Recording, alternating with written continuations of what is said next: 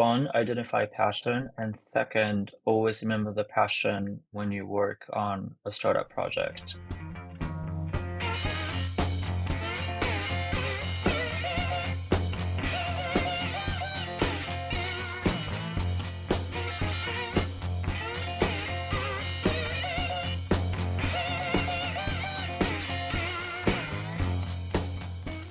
Our featured speaker today has a background in corporate sustainability and ESG strategy and experience designing graphics for NPOs, social enterprises, and B Corps for social impact. He's currently pursuing a master's degree in global affairs with a concentration in business and economics at Tsinghua University while developing his startup. Daiki, it's a great pleasure to have you as our featured guest today. Thank you so much for sharing your journey with us. Thank you so much for having me. And would you mind just correcting me on the pronunciation of your university? Yeah, it's Tsinghua. Thank you. Yeah, congratulations too on your scholarship. Thank you so much. That's such a wonderful honor. I was wondering if you would be willing to share some of your experience kind of growing up and maybe some of the earlier events in your life or people that came into your life that you feel really influenced your development. Well, sounds great. And thank you so much again for having me. Such an honor to share my experiences, sort of share my earlier background. So I was born in Japan, grew up in mostly in Japan actually, until I turned 12. So when I turned 12, so my father majored in Chinese and he's fluent in Chinese. So he essentially got transferred to China. And my family was like, oh, what are we gonna do? So we followed him. We moved to China, and that's where my life really changed. So I was in China when I was 12 and I spent 3 years in Shanghai. From there, I went to, an American school and I learned English from the lowest tier of ESL classes and then went back to Japan when I was in high school. The school that I went to was an American school. So, I was really inspired by sort of liberal arts type of education, the fact that I was able to take like computer science when I was in middle school, and the variety of classes that I had I have been able to take like violin. I don't know, like these classes are something that students in Japan typically cannot take. I really liked the American educational system and I wanted to go to the US eventually. So after I graduated, I always had a dream of going to the US, which yeah, I kept having this, I think, desire to study in the US. And in high school, I kept having that dream and essentially, made it happen. When I turned senior, I decided to go to the US, starting from a community college and then eventually a public university. Cool. You've done a bit of traveling around, living in a number of different countries. I think that's really, really interesting. What do you think about variance in that experience? Like you said, how you really like the American education system. What do you think about like different cultures in different places for your experiences? That's a very good question. I think I developed different personalities for each culture, I think. When I was in Japan, I was very like polite, like quiet and shy. I don't know, like a child. And then when I was in China, this is really ironic to me, but I felt more freedom in China than I felt freedom in Japan. And I know it sounds really ironic, but probably because in Japan I felt so much social pressure of like, pressure from other people to like, oh, since you're a boy, you have to behave in certain way, or like, like, oh, since you were top of the class, you're expected to keep performing that way or something. And I always felt that pressure from other people. But in China, I was a foreigner, and at the same time, I felt, and this is something that I also checked with like other friends of mine, but people don't really care. Like you can go to a convenience store in pajama and no one cares about it. But in Japan, everyone does. I felt like it was so easy to live, and I think that was a moment where I sort of started to question these like societal expectations that I was shouldering at the time from Japan. And I was like, maybe those are not needed. So then I started to, I guess, like open up and like be more extroverted. And then in the US, I think that sort of extroversion side definitely helped a lot because I feel like American society and Chinese society are somewhat similar compared to Japanese society and American society. So I think I had fewer culture shock. I had easier time sort of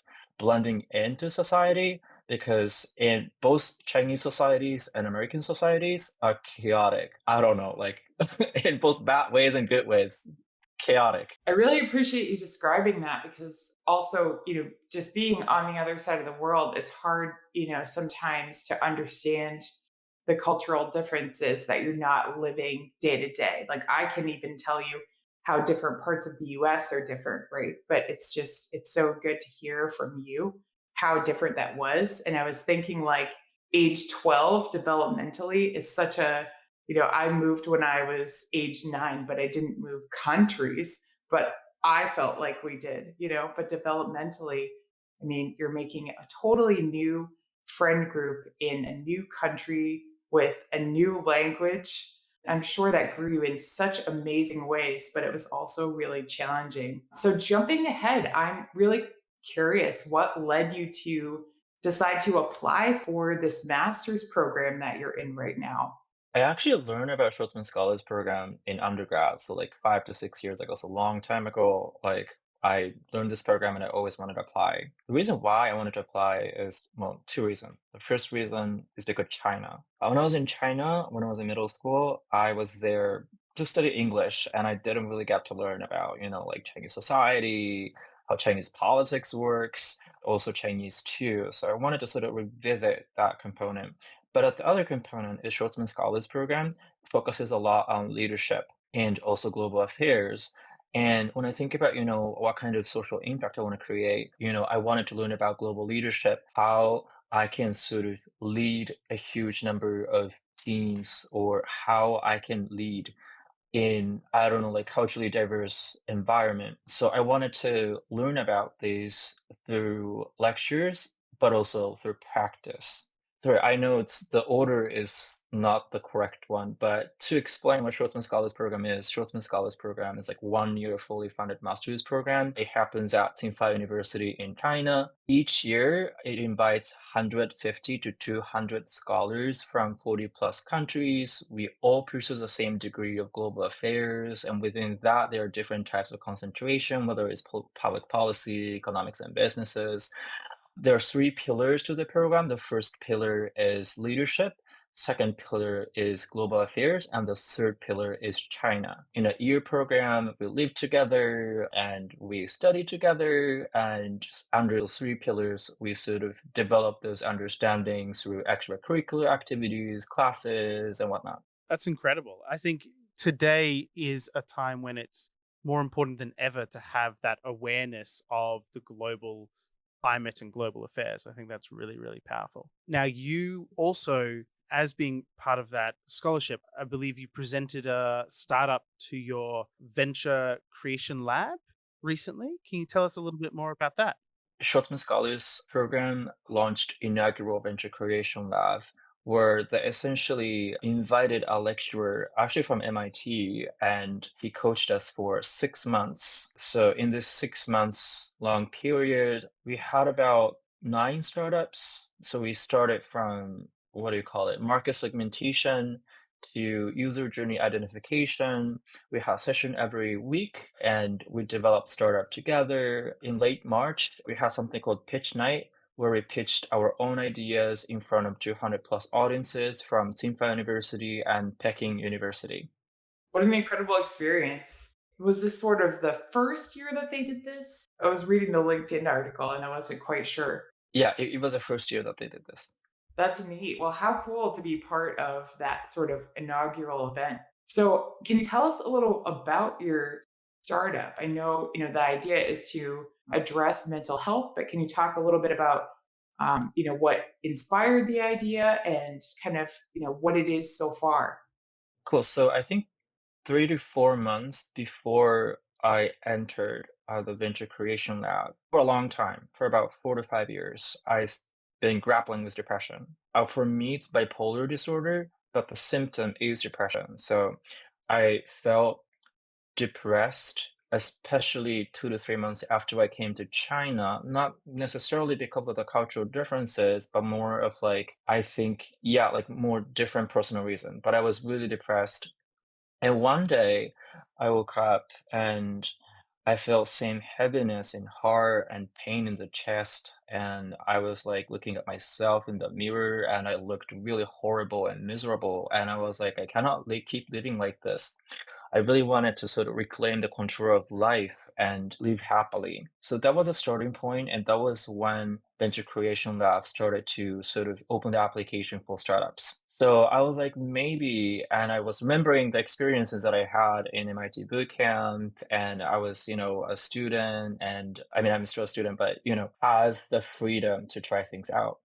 So like maybe this is a time to sort of revisit MIT Bootcamp, the framework that I learned from MIT Bootcamp, and apply it to solve my own issues that is also other people's issues. So we did about 40 user interviews in Japan, where I'm from, and I think I noticed like a common thread where in East Asia, there's three ways people go for mental health treatment. The first one is psychiatrist, but they typically, on average, spend 5 minutes per patient. So not so much attention to each patient.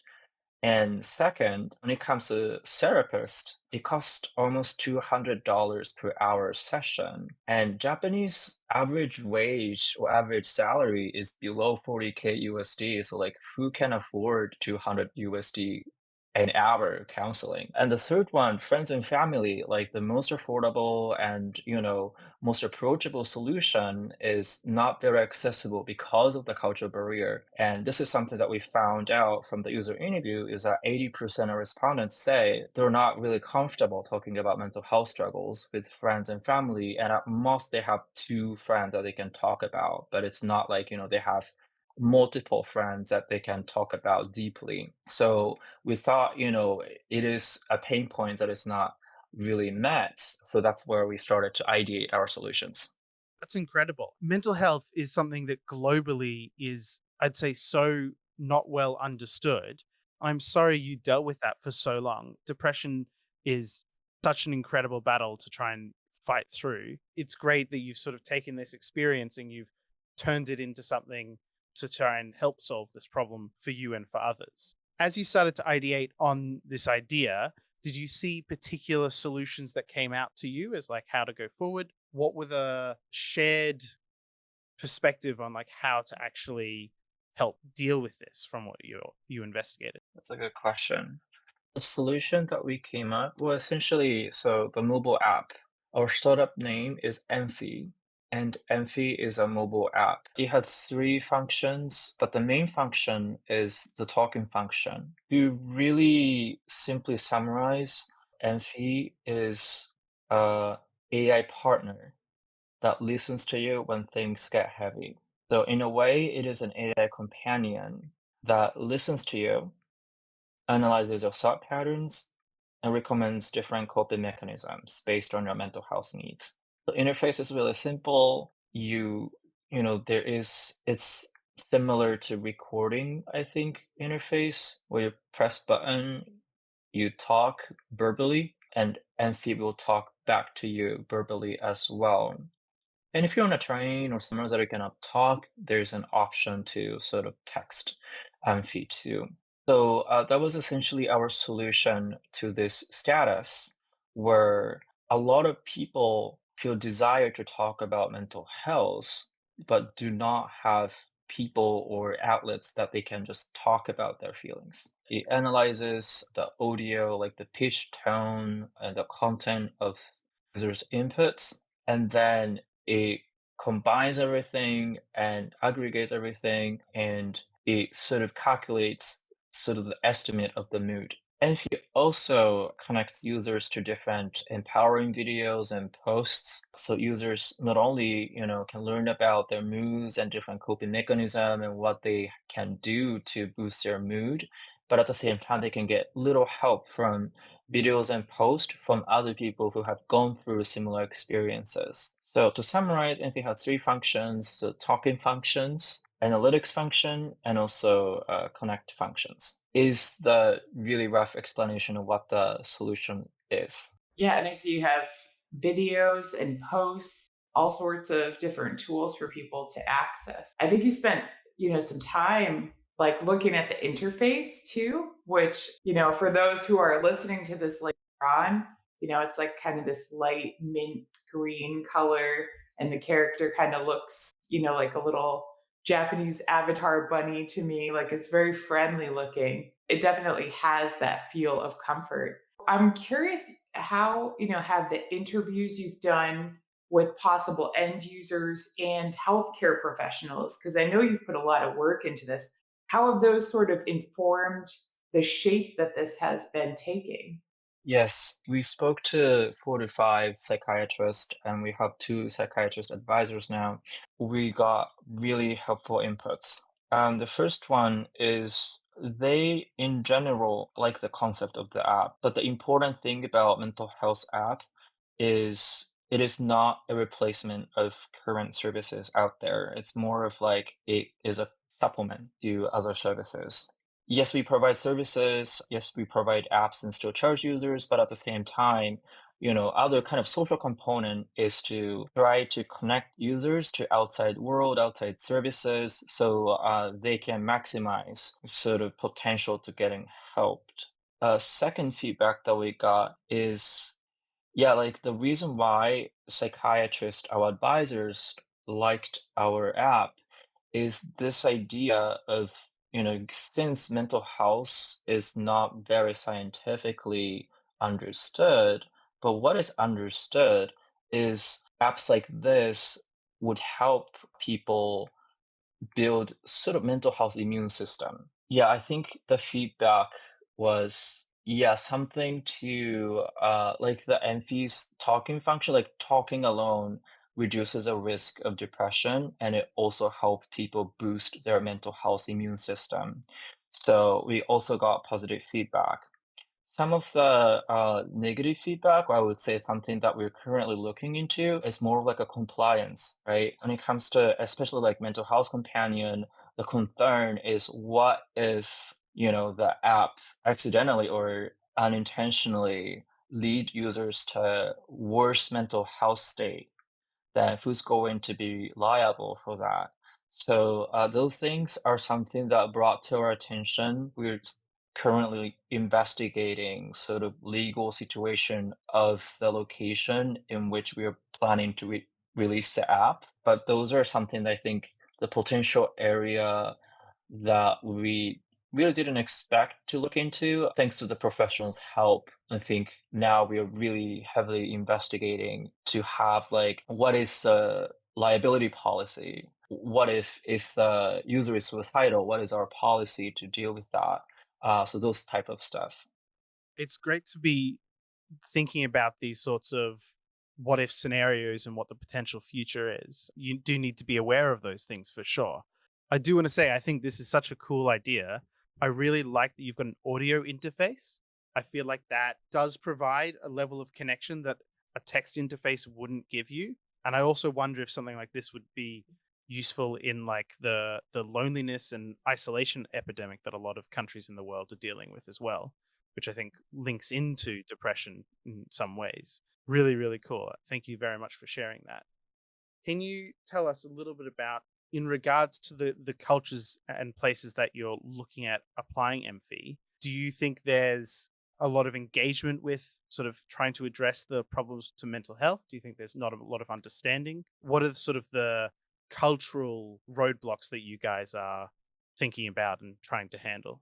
So we are thinking of launching this in Japanese market first, and then eventually in South Korean market and also Chinese market. So this East Asian market, I think culturally, mental health is not widely spoken, and also in the user interview that we've done in Japan too, second biggest opinions that we got was they wanted to talk about mental health, but very privately.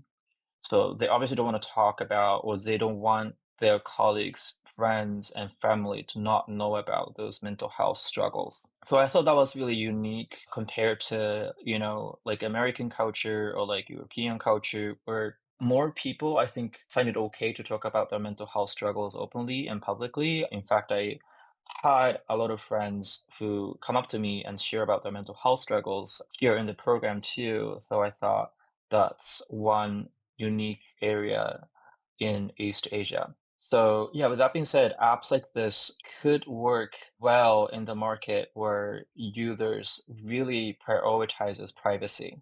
Sure, that makes a lot of sense. And someone listening was asking if it is available in Latin America. I'm assuming not quite yet. It is not available yet, but at the same time, you're still also learning about mental health situations in different markets. This is something that people think would work in Latin America. We'll be happy to look into them as well. Of course, that makes a lot of sense. Are you developing it for both Android and Apple at the same time, or did you start with one? We are developing both versions now. Oh, excellent. Okay. Hi there. If you're enjoying this podcast, would you mind leaving us a review, a like, and subscribe on your favorite podcast platform? Thanks so much. That really helps our reach. The Founders Voyage podcast is now proudly sponsored by VidOps. Kane at VidOps has been taking care of our editing since early 2024. He works efficiently, and I'm sure you'll agree that he does a great job. Thank you to VidOps for helping bring this podcast to life. If you want the same great support we're getting for your podcast, or you need help with video, photography, or animation, you can get 10% off at vidops.io using our referral code Voyage. That's vidops.io, referral code Voyage. Now back to the show. Jumping a little bit to you as a person, I saw that you're fluent in English, Japanese, French, and Mandarin. And I mean, some of this makes sense because of how you grew up. In the realm of mental health, how do you feel like that has aided to your understanding of our similarities and differences? And do you feel like you've learned anything from your exposure to different cultures, that would help us kind of as like a whole human race address our mental health across cultures? I feel like my experience in different cultures definitely helped me refine, ideas, especially the fact that I have exposure to different markets, the fact that I can read different text in, different languages definitely helped me understand problems of each industry, but at the same time, solutions of each industry that I can bring back to the Japanese market. Mental health app industry is pretty saturated in the US and in Europe too, not so much in Japan yet. There aren't a lot of apps in Japan. So I learned so much from the US market, how successful mental apps in the market. And when I say successful, getting like investment from VC companies and whatnot, really tailored and specialized. And I think I got that UI, UX design inspiration from a lot of apps in Europe and also the US. And I think, yeah, these are something that come from my multicultural backgrounds and upbringing. But at the same time, what's most important is like what I know it's not gonna work is just copy and paste to the app and providing it to the Japanese client, right? As many people would say, Japan is pretty Galapagos market. It's really hard to enter to the Japanese market and yeah, like to know about, I don't know, like a market entry strategy. So I think I was really careful not to just imitate what companies in the US or Europe are doing, but sort of digesting it and also outputting it to the localized context. And I think a good example is, as Nancy pointed out, the main character, Emphy. I imagine it to be like an anime character and design the mascot character. So it's one way to sort of localize, how do you say, the localized learning that we got from other markets. I think that's so well done. It's so important to understand the market that you're targeting, take in the lessons from elsewhere if there are lessons from elsewhere, which you've done really, really well, but then also incorporate the culture that you're trying to push towards. I think that is a very, very smart approach. And I really appreciate you taking us through that. Now, entrepreneurship, which we talk about a lot, is I think at times quite a approach to things that's required for entrepreneurship can be very unbalanced, can be very demanding at various times in ways that can be quite mentally difficult for people.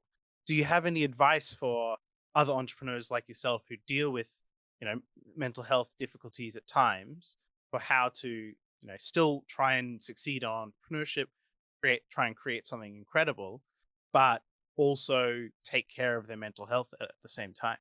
Obviously, just from your perspective, no pressure on it. Yeah, I think it's important to take care of yourself first. So I think when I was working at Emphy, there were definitely like really hard time in terms of like workload was really too much, and I wasn't able to get like good amount of sleep.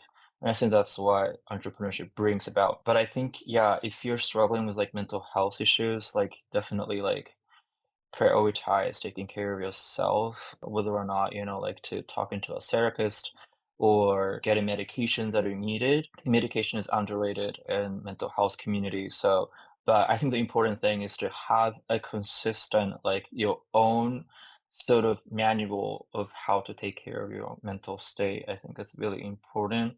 Otherwise, like you would feel really, really miserable doing the startup work, I think. So that's one thing. And the second thing I think is to, I don't know, it sounds so cliche, but have fun doing the entrepreneurial project. I think is really important. I had so much fun, like building this character and sort of imagining how Emphy could, save a really, really tough time I had and other people that might be going through the same time. So sort of change the perspective, and when things got hard, I think maybe change the perspective and try to, I don't know, like think of it as like a fun activity or like, fun challenge. I don't know. Those two things are my pieces of advice. Other thing maybe is definitely I would recommend finding a co-founder. So for my case, I was fortunate enough to find two co-founders. We worked as a team, and when things got rough. I think it doesn't happen to all of us at the same time. So it was usually, one person felt down and two other people, two other members listened to the person and vice versa. I think having a co-founder, I think would be massively helpful if you have, mental health struggles. That's such a good series of suggestions, kind of way to wrap that up too, because we do really need those people that we find that balance and alignment with. And I've heard, a lot of founders talk about how they identified with their co-founders kind of on a very deep level too. And when you're working on something like this, you need to be able to be honest with one another about when you need time off, just how you're doing on a day-to-day basis, which I would say like in an American work environment is not usually a question that people ask and are really asking. Like, I heard a comedian say the answer to how you doing is good and fine and nothing else. It's just a hello. It's not like an actual. So I think it's wonderful that you found two co-founders that you have that sort of back and forth with. It's really important. I'm going to pass to Giovanni, who has a question for you.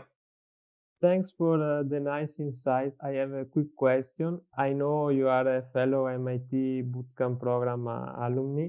What drew you to apply and attend the program? And have you found any tools from the bootcamp that was particularly useful in approaching the mental health startup idea? Thanks a lot.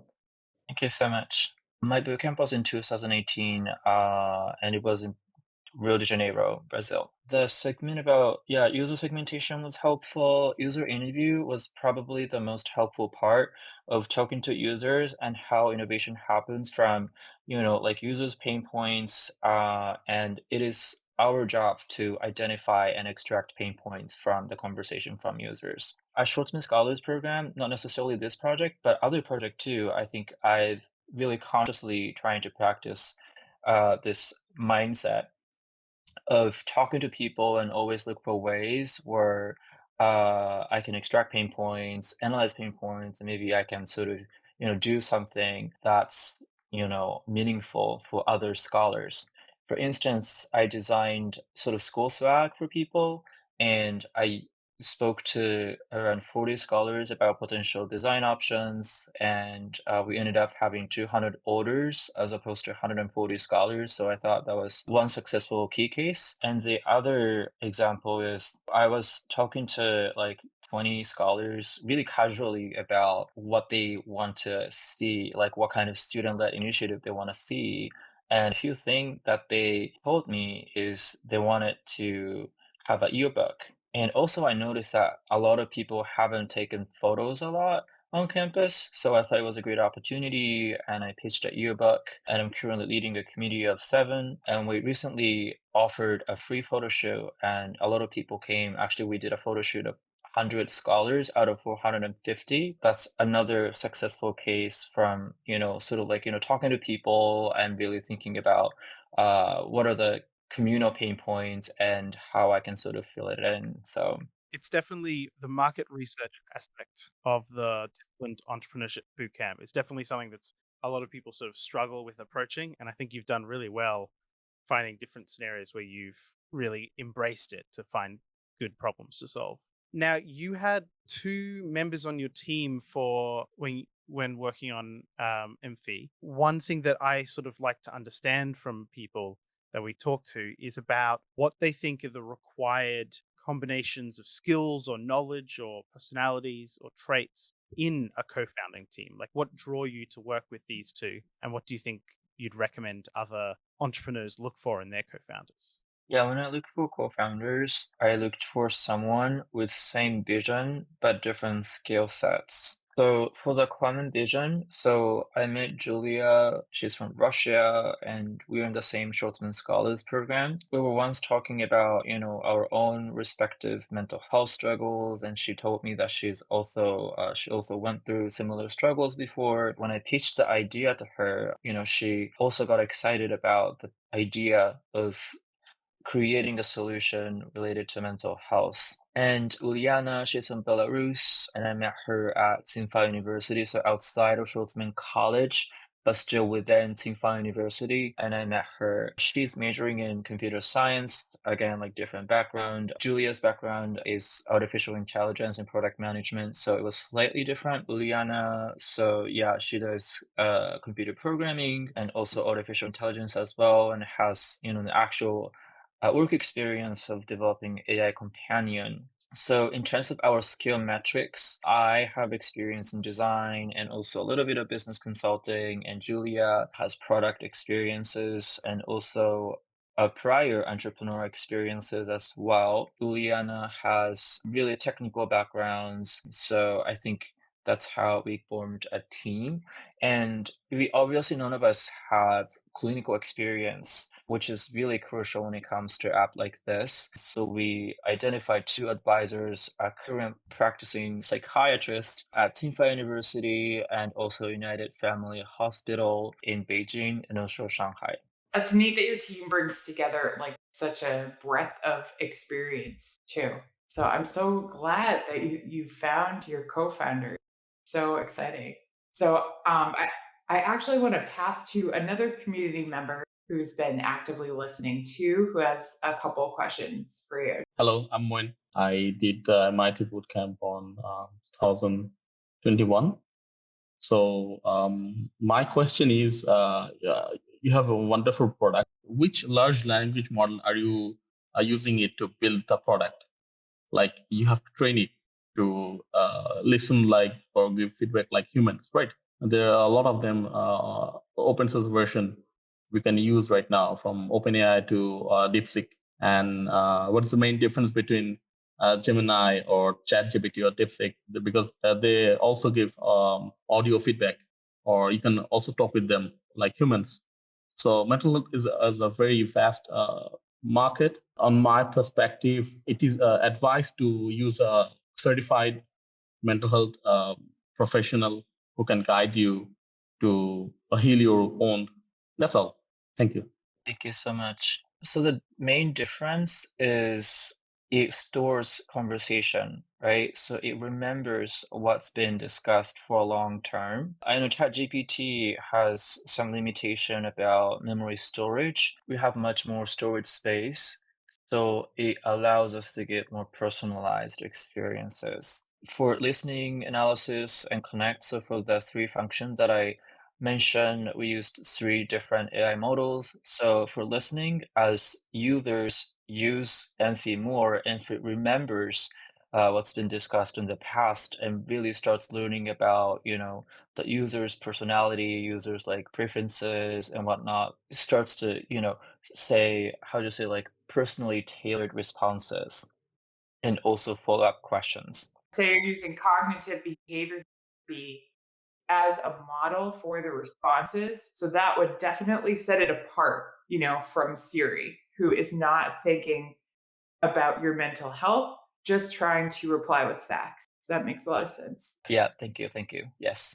Thank you very much for sharing that. I think it's something that there's a lot of curiosity and interest in the AI space, how you go about solving this. And I think what you've done with the three sort of segmenting out the functions and helping using like different AI models for solving the different pieces, I think makes a lot of sense. I think that's very, very cool.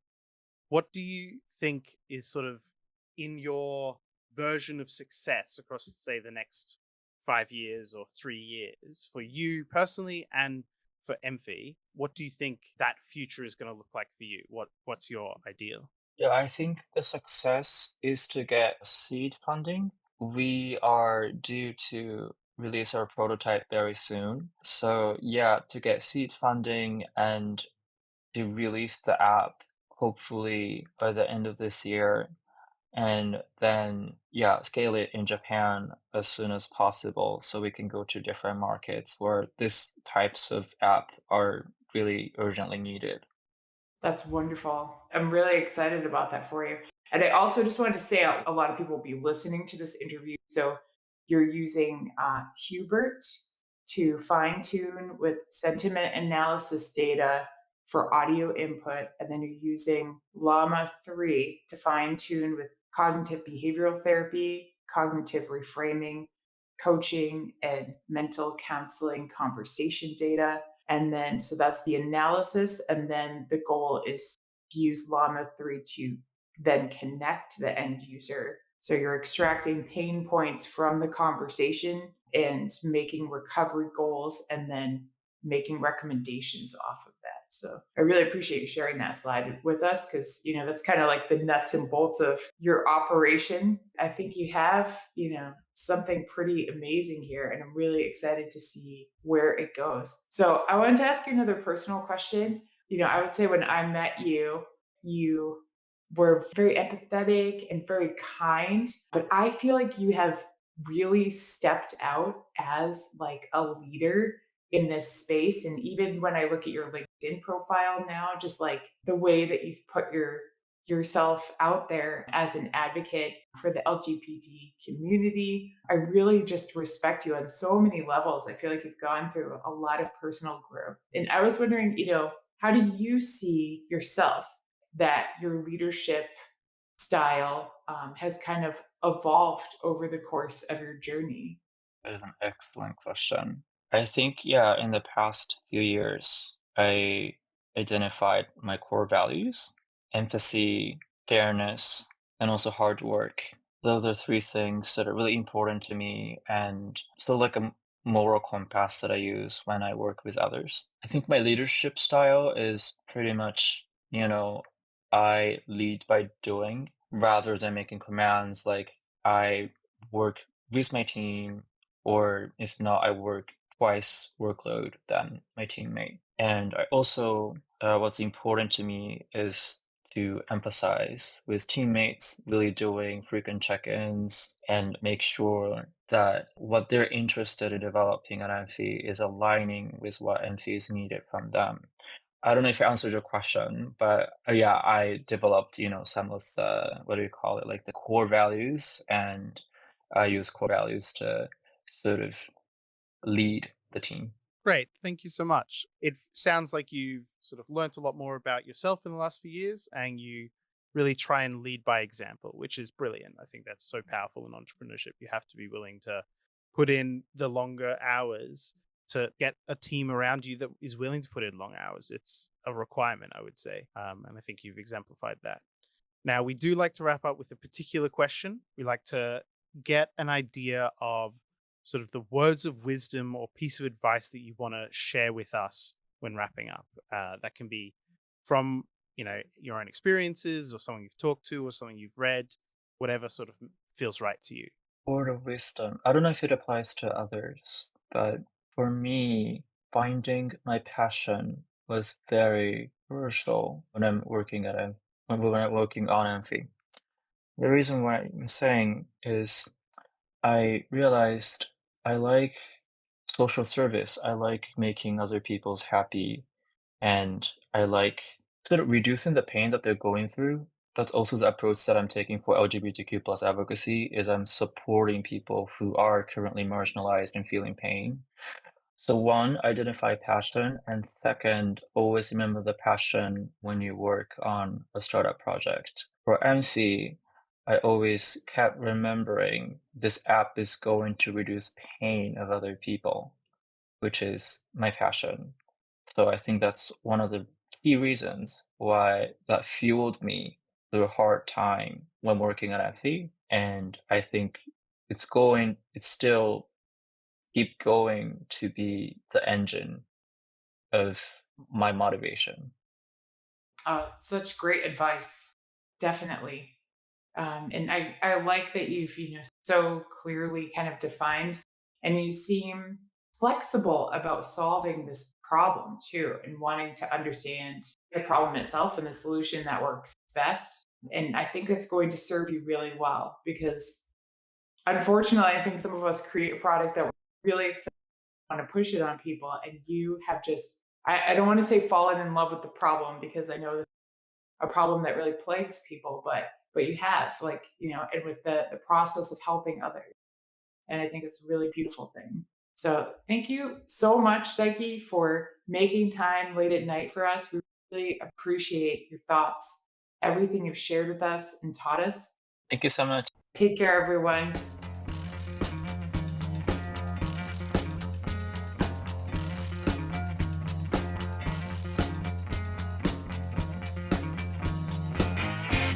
You've just finished another episode of Founders Voyage, the podcast for entrepreneurs by entrepreneurs. The team at Founders Voyage wants to thank you from the bottom of our hearts. We hope you enjoyed your time with us, and if so, please share this with someone else who might enjoy this podcast. You can also support us by leaving a review on Apple Podcasts and Spotify, and by donating to our Patreon. Outro music today is Something for Nothing by Reverend Peyton's Big Damn Band.